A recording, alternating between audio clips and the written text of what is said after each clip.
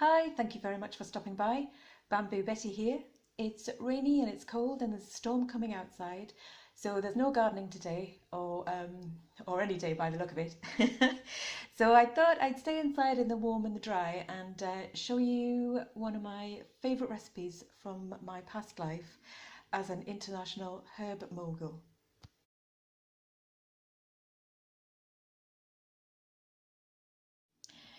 This is by far, in my opinion, the most exciting herb on the planet.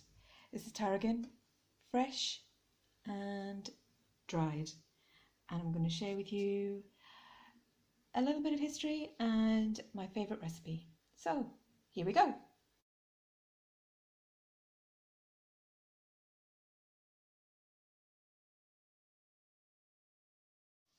Just before we start, a technical piece of information. French tarragon is the tarragon with all the flavour and with all the punch and with all the zest. It can't be grown from seed. It can't be grown from cuttings. It has to be grown from root divisions. So you can't really propagate it. You'd have to buy a plant and take it from there. Russian tarragon is very easy to grow from seed. However, it doesn't have the intense flavour that French tarragon has. So if you see the seeds, you can grow it very, very easily. It's quite vigorous, but you will not get the flavour that you're expecting from French tarragon. Tarragon is classed as one of the French fine herbs, but personally I don't see it as French, no fine. Not like something like chervil, for instance. To me, tarragon, or as it's also known, estragon,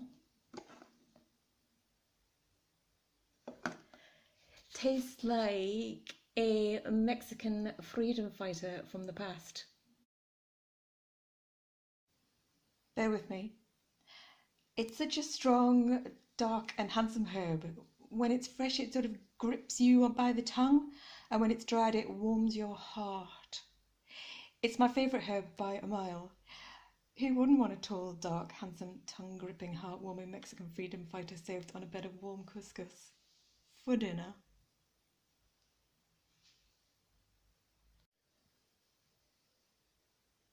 So, if you fancy a bit of that, here is my favourite tarragon recipe. Right then, what is the difference between fresh and dried herbs? This was one of the most frequently asked questions when I had my organic herb and spice company.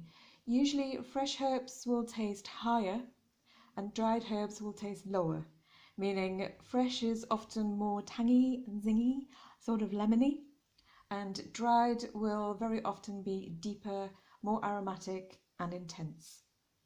This is especially the case with tarragon actually. The fresh is very zesty, gripping, like a very high anise licorice flavour, like a tequila burn and a salty lemon suck. The dried is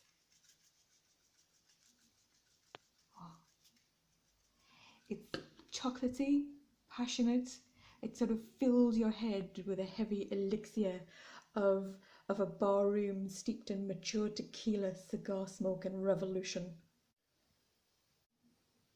Both are extremely complicated flavours and very exotic, just like a handsome Mexican freedom fighter. My favourite pairing, and I've eaten this all my life, it's part of my life, without it my life would be empty, is tarragon and mushroom. Actually, that could be the French connection. Captain Estragon and his fearless white horse champion, Champignon.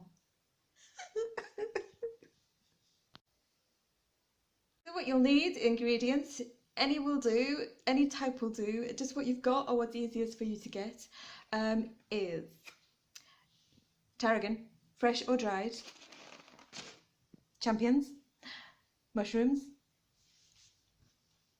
a stock cube, I am of the vegetarian persuasion, pre-made caramelized onions made by me but done in a big batch, so about that much. There's extreme and hilarious details of how to make caramelized onions on my website. I'm not going into that now. Some vinegar of any type. Balsamic is probably the best companion because it's so dark and deep and rich. It marries perfectly well with the Mexican freedom fighting tendencies of the tarragon. But any old vinegar will do, but obviously not pickle vinegar. And for serving at the end, you'll need an accompaniment like rice or couscous, barley, or my favourite is cracked bulgur wheat, which is sort of toasty and nutty, and some yogurt, either plain or thick Greek, for stirring in to make it gloopy and delicious. Okay, here we go. Start chopping. I bought this dried tarragon when I lived in Madrid, and I haven't lived there in 5 years, so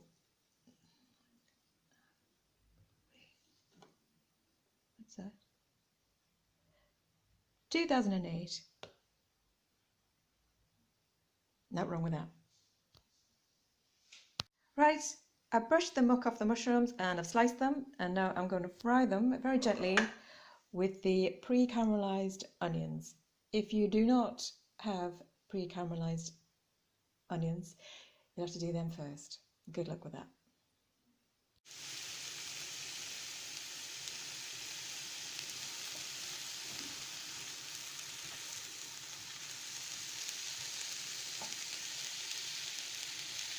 So when they've cooked down to about that, I'm going to add the stock and the fresh tarragon, or you can use dried if you can't get a hold of any fresh.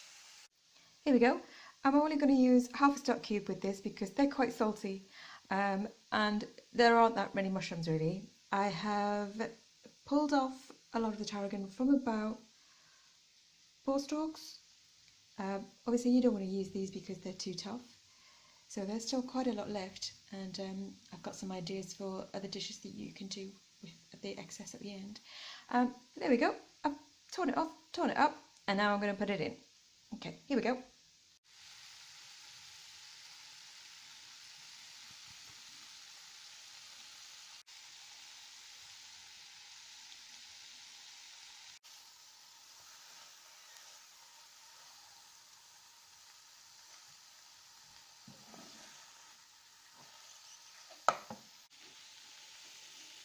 Okay, let's cook down a little bit like that. I'll probably put another 2 caps. No, I'll probably add another 1 cap.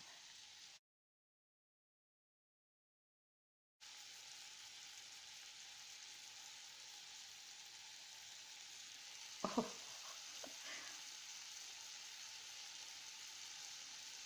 My God. Oh my God. It smells so amazing. Calm down.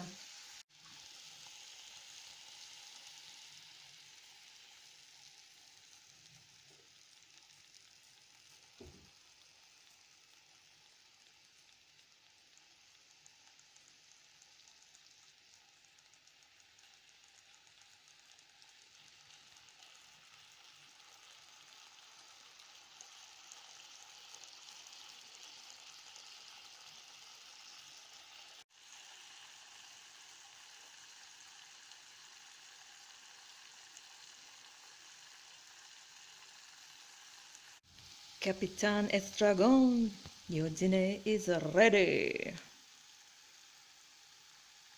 So there we go. Done. Doesn't take very long, doesn't take very much. But you can have it just like that. You can ride it bareback on toast.